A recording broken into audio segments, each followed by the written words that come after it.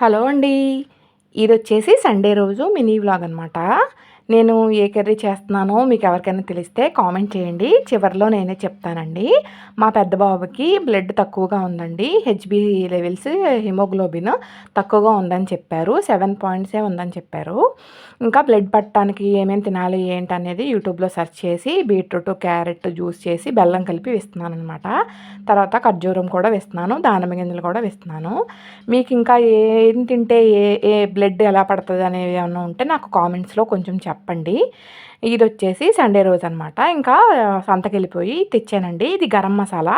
దీనికి సంబంధించిన వ్లాగ్ వచ్చేసి నా యూట్యూబ్ ఛానల్‌లో 'తణుకులో వంటలక్క' ఛానల్‌లో ఉంది. చూడండి పెడతాను.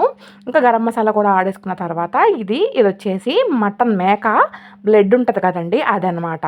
ఇంకా ఇలా ఫ్రై చేసి వేడి వేడిగా ఉల్లిపాయ, నిమ్మకాయ పిండుకొనైతే మా పిల్లలు నేనైతే ఎంజాయ్ చేసాం.